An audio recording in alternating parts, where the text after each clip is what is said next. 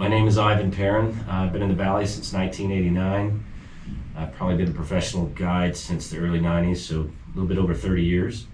I started up Valley, and then I spent some time running a property management company for a while, but never took my toe out of the water, so to speak. And now I'm back in it full time for as long as I can row. Awesome.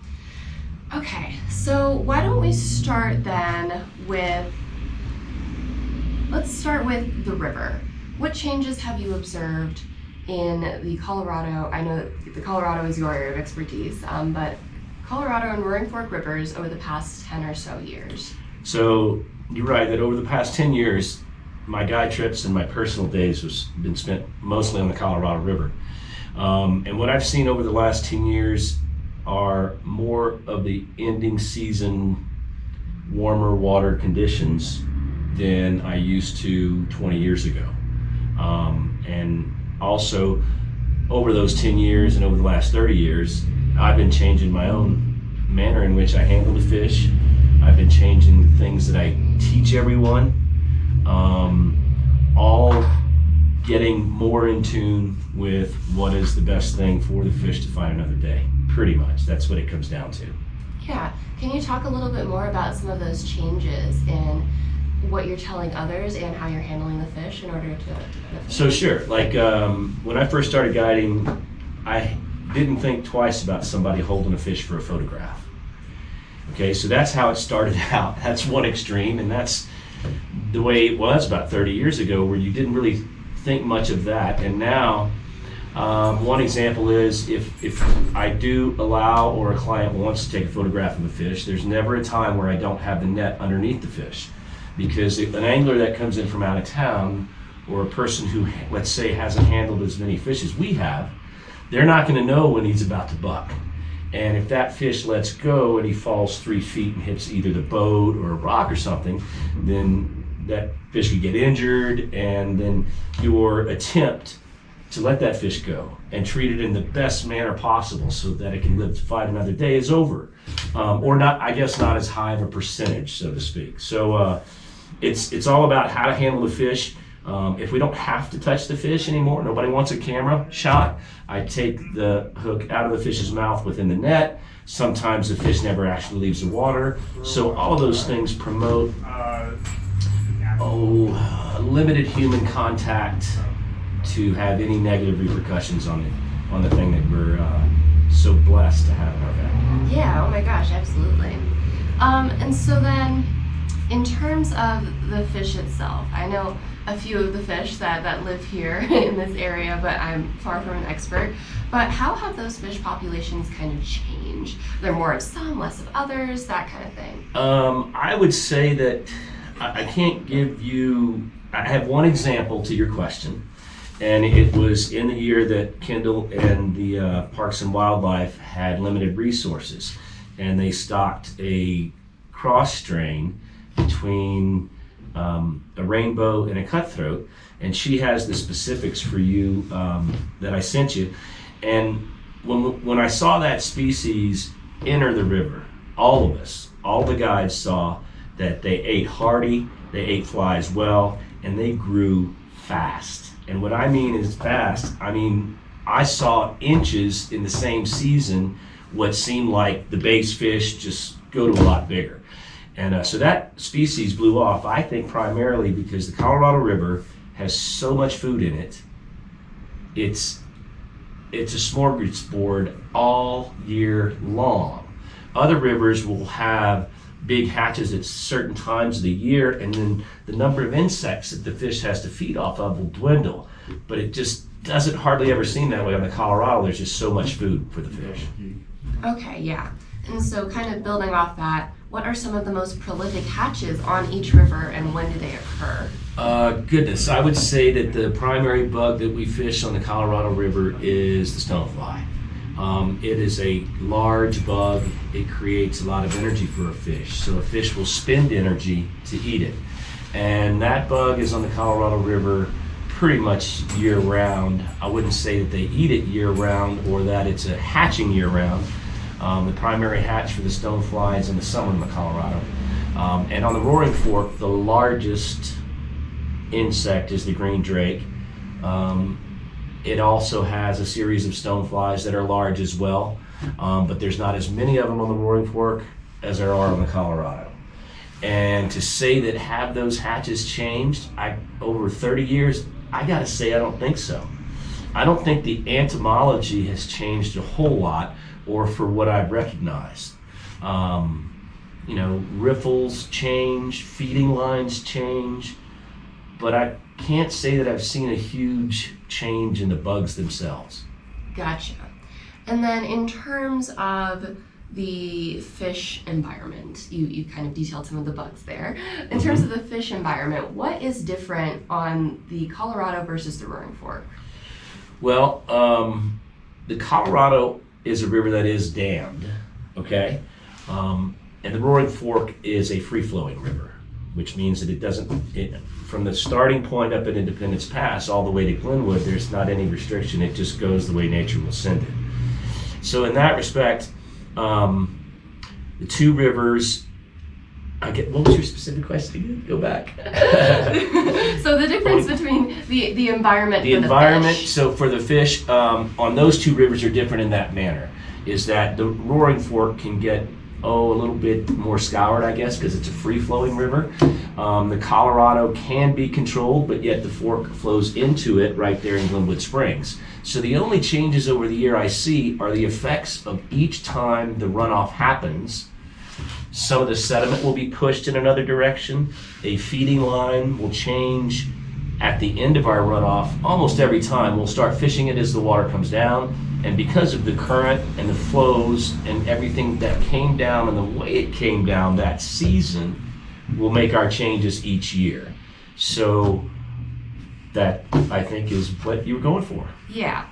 And so you mentioned a tailwater river and a free-flowing river. Is the tailwater river one that's been dammed? Correct. Okay, gotcha. It's in the tail end of maybe a reservoir or dam, so yes, it's got I think it's specifically to a dammed tailwater, yes. Gotcha. And the bugs that come out of those dammed tailwaters are different.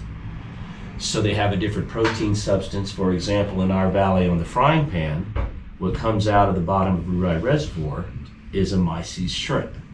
It's a real high protein diet for the trout. That's why right below the dam of the Frying Pan, we have those big, heavy trophy, the ones that everybody wants to catch and have a picture of. And that's where they are. Gotcha. Okay. So then you mentioned kind of in the first question that you were trying to prevent more people handling fish.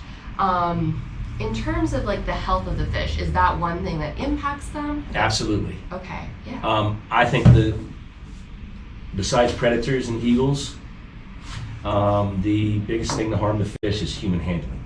Gotcha. I do. If somebody can land a fish and net a fish and take the hook out of its mouth without ever touching the fish, that's the best choice. Period. I don't think there's any argument on that one. Okay. In terms of the fish health on these rivers, have they been getting less healthy in terms, or is it? I don't see that. What I do see is depending on the runoff or conditions, I'll see what I consider to be maybe a stressed environment for one season or another. Or it's just that, let's say the runoff moved the river around, or a couple of years ago we had the mudslide in Glenwood Canyon.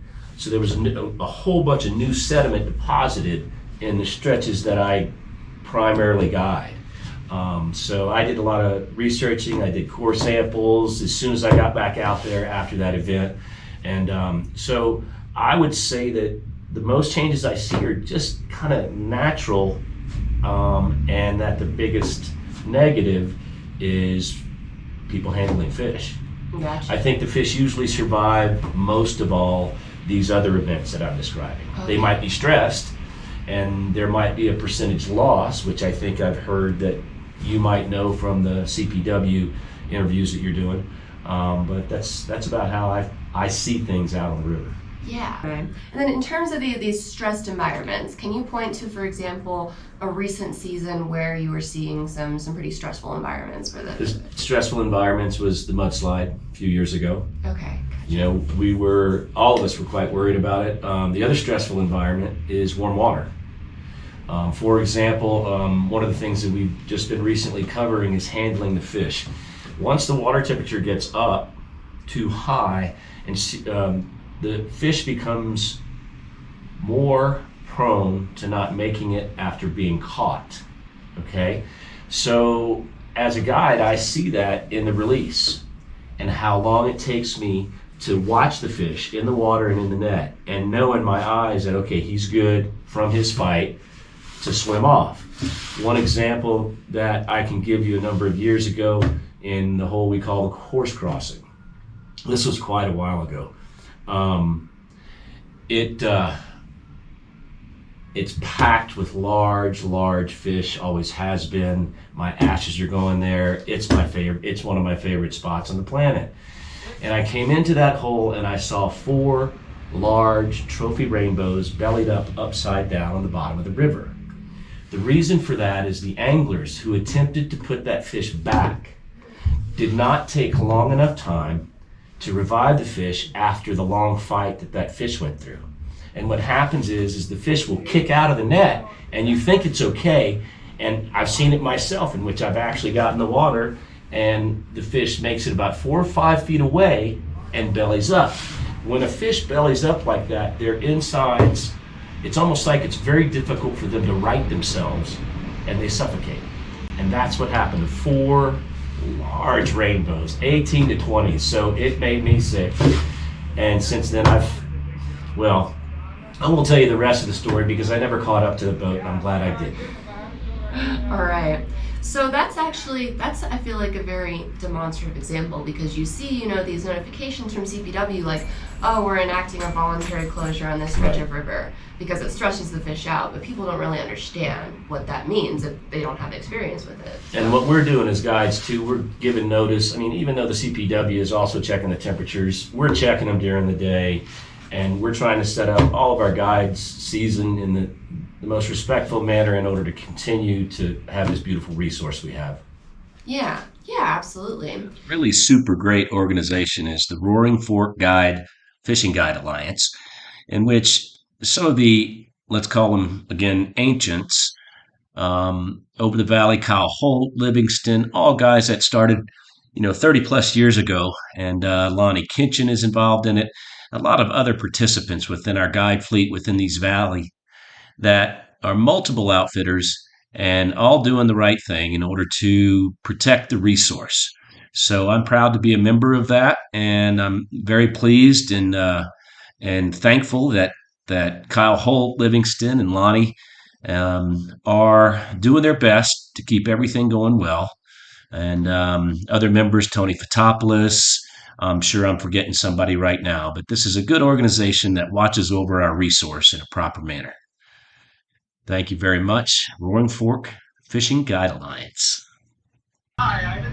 Hey, Tom, I have Caroline, and you are up, sir. This question is for you. Yeah, hi, Tom. Hi, Caroline. How are you? I'm doing well. How are you? Doing fine. Doing just fine. Good. Thank you so much for taking a couple minutes. I really appreciate it. Oh, yeah, you're welcome. Yeah, so the question that I wanted to ask was, in terms of changes to the way that you guys have had to do business over the past 10 or so years, have there been any big changes that you guys have had to make to sort of adapt to different changes, environments, how the fish are doing? What are some of those changes that you guys have had to make to operate better?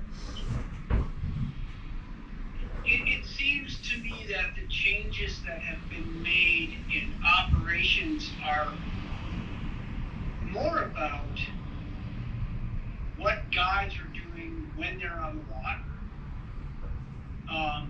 We have definitely seen, in my opinion, a reduction in water volume on the Roaring Fork and Colorado on a yearly basis. We just don't seem to have the same kind of river flows that we've had in the past. That has added to, how do I say that? So these lower flows are affecting us by making the river warmer. Our lower flows are affecting us by having shorter duration of runoff. Therefore, we have a longer fishing season, which in turn puts more pressure on the fish. And when our guides are on the river, they're having to do things differently than they've done in the past.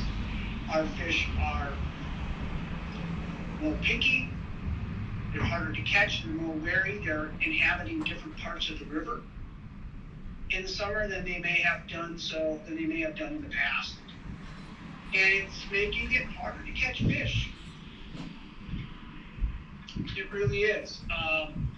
It has also, in the last 3 to 4 years, very recent seasons, these changes in the river flows have required us to alter timing of trips, going earlier in the day, and in some cases, some of our rivers have become so warm that we've had voluntary river closures in order to protect the resource, and we've had to change fishing from one river to another. Those things have definitely been happening. And then can you point to some of maybe the specific changes in guide behavior? Like Ivan mentioned the way that they handle fish, things like that. Anything specific that you guys have kind of implemented? Yeah. Ivan mentioned that keeping fish wet is important. Using as heavy a leader and tippet as we can to land fish quickly and release them quickly. That's become very important. Ending our trips earlier in the day, meaning these times when our water temperatures are in the upper 60s and maybe approaching 70 degrees, we may be ending guide trips at 1 p.m. and not continue to fish later on in the day. These are definite changes that we haven't always had to have happen here in the Roaring Fork Valley. Gotcha. And then I guess in terms of the time period that these changes were implemented in, would you say that this has been the past 5-10 years, more recent than that? I would say that a lot. I would say that the very warm water temperatures have been mostly in the last 5 years. We've really seen summertime water temperatures affect operations based on the lower part of the Roaring Fork River and the Colorado River. But I think that these changes have been happening for some time now, longer than 5 years. Gotcha. Okay. These water temperature changes, these have definitely been happening over time as we have winters that have less and less snow. Gotcha. So then for a really wet winter like the one we've just seen, are you guys maybe optimistic that this coming spring will be a little better in terms of flow and in temperature? Yeah, I think I'm very optimistic that we're going to have adequate water throughout the summer. We're going to have I'm optimistic that we'll have good water temperatures in the river. I'm optimistic that it's going to be very good for the habitat and for the resource. I think that, some of the leftover sediment from the canyon mudslide is going to move downstream. And, how that affects if it goes all the way to Parachute, or let's say, I don't think you can flow to Junction because they have a few levees over there, but things are going to move around a lot this year. It'll be interesting to see what the river looks like after this runoff. Yeah, I might have to check back in and see what the situation is. All right. And then Tom, is your last name pronounced Trowbridge or Trowbridge? Trowbridge, you had it correct. Gotcha. Oh, I thought it was Trout Bridge. Nope, T-R-O-W. Gotcha. I always want to make sure that I have that right. Thank you so much, Tom. Yeah, you bet. Yeah, thank you. I really appreciate it. All right, T, talk to you soon. Okay. All right. And then specifically for you, you mentioned this might be a good one to ask. What differences do you see in your guiding decisions over your career? I mean, we've basically just covered it. Most of our interview has covered most of those things. Now that I guess one of the ancient ones is a fair way to say it. I think more about letting everybody else know how to do it in a proper manner, and whether or not that's launching the boat. When does one guy not supposed to anchor in the center of the run? And teaching, there's a very basic thing that I wish I could share with kayakers. On, when the fishing boat is set up, if you're on the other side of the river, that's better for us. Because we're fishing on the right side, it's okay for you not to come right by the boat. Stuff like that, just pretty much educational stuff.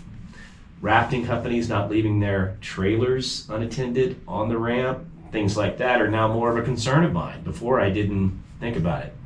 Okay, so you kind of mentioned this a little bit, but I want to kind of hammer this point home a little bit. You mentioned earlier that fish will recover from the natural events, but what I'm hearing from you now is there's a definite increase in human recreation, and that's impacting these. The number of anglers on the river 30 years ago is a completely different number than anglers on the river today. It's increased? Oh yeah. All right. There's no question. So it's not just more anglers, it's more people rafting, kayakers, it's more people out there. Tourism in this valley, if you would count the numbers 30 years ago compared to today, has to be quite a bit different. Yeah. Just because that's what I see. Yeah, oh my gosh, absolutely. And then how do you think the fishery can be improved? That seems like Education. Education? Education to the people using the recreational area. That's it. No matter what you're doing in the recreational area, in order to understand how to respect the resource, the people that are around it involved with you, having a great time on it, all doing it together in the right way. And how you can educate each particular person is a difficult task that we have in all kinds of parts of our society right now. So, you know what I mean? Yes, no, absolutely. So I'd say it's education. Okay. And then you've mentioned obviously some of the things here, but touch on some of the basic points of etiquette that you wish people knew when they were going out to recreate on one of our beautiful rivers. So a fisherman, if he's a wade fisherman, usually 90% of them will walk upstream to fish. So if you are a wade fisherman and you're coming into the river and you see another angler downstream from you, that means he's working his way up to where you just came out of the trees. And you should communicate with him and say, hey, where are you fishing? Are you coming up to this next hole? Is it okay if I start here? So that's just common courtesy. But if a person is not completely aware and he's new to the sport, he might not know that a wade fisherman is going to always usually work upstream. And if you post up right in front of him, he's just like, oh, come on, man. So simple stuff like that. Okay. Yeah, don't leave your trailer unattended on the boat ramp. Feels like a basic one, but... Yeah, but it happens it happens all the time. Awesome. Yeah, maybe build a little bit on what Tom said. We've had this really amazing wet winter. Are you optimistic for what this spring is going to bring? Yeah, I think that we all should feel blessed that we've had the winter that we have on a number of reasons. And that's it. Yeah, we needed it. It's good for us. It's good for the entire valley. And the only thing I hope is it comes down gradual. It doesn't come down all at once. Yeah. Because if that happens, then there's another negative that nature creates. And that's something we can't control if it comes down all at once. It just has to do with the weather patterns. Yeah. Yeah, definitely. And then I guess in terms of maybe we can get a little more specific about you mentioned the what can make for a stressful environment for a fish, higher water temperatures, all that sediment. I guess if you maybe want to get into a little bit about what is stressful for a fish when things like that happen. Like, is it their chemistry, the way their body reacts? Like, it's just like anybody else riding out a storm. I mean, wouldn't that put stress on your body if you were in a 3-day hurricane in South Louisiana or something like that? So I think it's similar to that. That's the best way I can describe it. I mean, if it's a high water year and we have more current and everything comes down at once, there's less available holding water for that fish not to have to fight for so hard for 6 weeks or whatever it may be. So it mostly has to do with, like a person living through a hurricane or handling a hurricane at their house. It's just stressful. Yeah, when you put it that way, it makes total sense. I love that. And then, what was I going to ask? In terms of, you mentioned how these fish are pretty resilient through all of these natural disasters. We've had fires. Amazes me. Yeah. All I got to do is find them again. They're there. That's it. So it's that simple. Yeah. And we have enough food and thankfully our entomology in each of these rivers, there's plenty for them to come back to. So, I mean, even a year that we may, for some unfortunate event, lose 10% of the fish, our resource is that big that I think it's okay, and I'm fine with it the next year usually. And it still is just fishing, it's not catching. So, you have to understand that it's not as much about how many you put in the net, it's about the environment you're in, the experience you have, and then sometimes you win that challenge of figuring out how to achieve it, and it's a great thing. Yeah. That is a very hopeful kind of note to kind of emphasize that, despite all of these disasters that we've had, fires, mudslides, whatever, that this is a very resilient population. These populations are very resilient that live here. Well, if you can think about how many years they've been here, I would say yes. Yeah, definitely. And then actually there was one other thing that I wanted to ask you about, because Kendall mentioned it when we spoke, and she was talking about this species called the mountain whitefish. Mm-hmm. And she said that they were introduced to the river, and they used to be really, really plentiful. And then as temperatures kind of warmed up, they weren't doing so well. Is that? I have noticed a decline, and Tom and I discussed that too, that there has been a decline in the whitefish. The reasoning behind it, I would side with whatever Kendall said as far as the reasoning, but have I seen a decline? Yes. Okay. Yeah, I know that anecdotal evidence is definitely really good.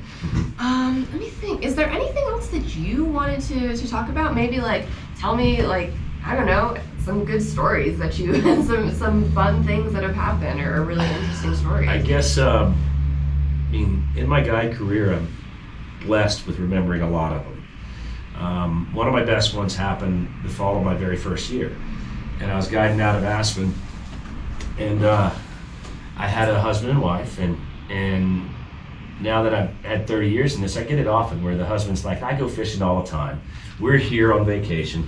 I just want to see her why I like it so much. I said, yep, I get it.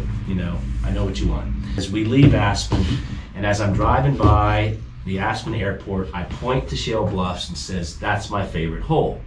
And we keep driving to the Green Bridge on the Roaring Fork River.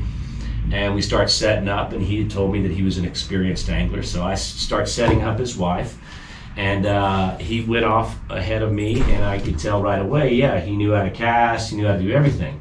So I concentrated on her and probably fished with her for about, maybe 18, 20 minutes. She hooked 2 fish, landed 1. And then we gathered again after the second fish she hooked, and they talked about wanting to see the upper frying pan. I said, okay, and it was a pretty far drive to go all the way up to the dam. So now it's about lunchtime. We're up at the frying pan eating lunch, and he starts telling his wife, didn't you want to go shopping this afternoon? And I'm thinking to myself, oh my goodness, we're an hour and a half back to Aspen. What's going on? The day will be almost over. And she goes, yeah, I've had a great time. I want to go shopping. Why will you take us back? I said, well, you've hired me, I'll do whatever you want to. So we drive all the way back to Aspen. Now it's probably about 1:30, 1:45. She praises me to my boss. She leaves. He gets in the car and he turns and looks at me and he says, "Take me to your hole." And it just caught me off guard. I didn't realize that's what he had up his sleeve the whole time. And I said, "Sir, I've never hiked anybody in there. It was my first year. And even though lots of people do it now, I had never done it. I had just fished there." He goes, "I'm in good shape, ride my bike 10 miles a day, take me to your hole." I said, "Okay." So we drove just to the end of the runway at the Aspen airport. I walked down Shale Bluffs with him. And we get down to Shale Bluffs and he is just so fired up. He's like, "This is exactly what I wanted." He catches one little dank fish and I said, come on, let's go up around the corner to the big hole." He goes, No, this is exactly what I wanted to do." And I stopped and I said, "Look, we need to go up around the corner." So he goes, "Okay." So we get up around the corner and there's a big hole just downstream from the big rock, just downstream from the big hole. And as soon as I climb over it, that's when you can see it. And I climb over the rock and all I see are 30 to 50 fish rising, just. And I turned around and I said, "You're gonna enjoy this." We sat up at the bottom of the hole and he was so good that I didn't really need to coach him. And what ended up happening is that I stood on a rock on the side of the bank. And after he would catch a fish, we picked the next one that was the biggest one rising. So for an hour and a half, this guy has that experience with rising fish in front of him. We get back to the hotel and he tells me that it was his best dry fly day of his entire life. And so, but the "take me to your hole," the way I was so surprised where he just leaned over and said it, and then the rest ensued where it was so incredibly spectacular. It's my favorite story. Oh my gosh. Oh, that's incredible. I know. So yeah, that was fun. That was a fun one. That was a bonus list. Yeah. But I'd say that about 4 to 6 trips a year, it's fortunate with our resource that I can make somebody's, they'll talk about that day for the rest of their life. So, and that's when it doesn't matter how much money I make. Yeah. Oh my gosh. That's the better stuff. Yeah. I mean, that is a really incredible note to end on. What a great story. Thank you. But is there anything else that you wanted to talk about that maybe we haven't touched on that you wanted to draw attention No, to? I think we covered everything. I just, wanted to explain the best way for us to have the resource as unaffected as possible, and I think we achieved that today. Yeah, absolutely. Well, thank you so much, Ivan. I really appreciate it. You're welcome.